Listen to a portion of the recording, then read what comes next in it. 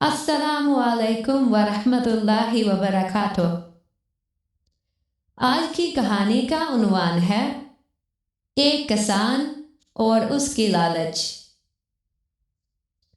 किसी गांव में एक बहुत ही मेहनती किसान रहता था। उसकी जिंदगी सुकून से गुजर रही थी, लेकिन एक दिन उसके पास एक अमीर जमींदार आया और उससे कहा, मैं तुम्हें एक मौका देता हूँ। कल सूरज निकलने से लेकर सूरज डूबने तक तुम जितनी जमीन के गिर्द पैदल चल कर चक्कर लगा लोगे, वो सारी जमीन तुम्हारी हो जाएगी। लेकिन शर्त यह है कि सूरज ढलने से पहले तुम्हें वहीं वापस पहुंचना होगा जहां से तुमने सफर शुरू किया था। सफर का आगाज हुआ। किसान बहुत खुश था। अगली सुबह जैसे ही सूरज निकला, उसने दौड़ना शुरू कर दिया। दोपहर तक वो काफी दूर निकल चुका था। उसने सोचा कि यहाँ से वापस मुड़ जाना चाहिए, लेकिन फिर उसे आगे एक बहुत हरी भरी जमीन नजर आई।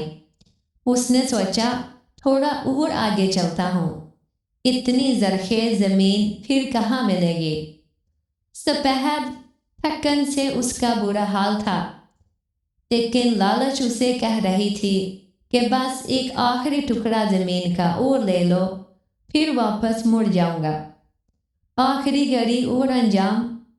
जब सूरज गुरूब होने के करीब पहुंचा तो किसान को एहसास हुआ कि वो बहुत दूर निकल आया है। अब उसने पागलों की तरह वापसी के लिए दौड़ना शुरू कर दिया।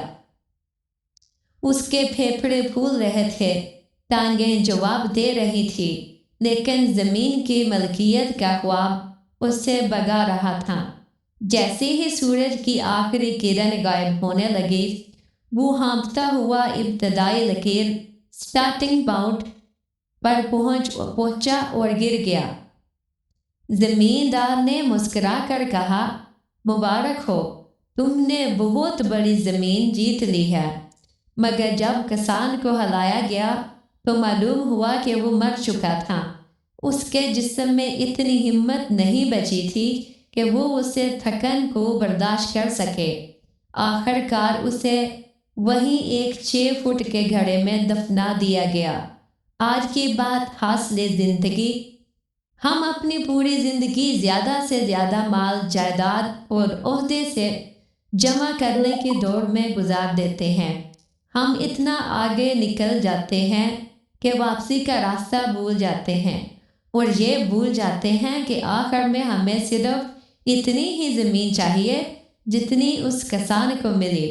ज़रूरत पूरी हो सकती है, मगर लालच नहीं।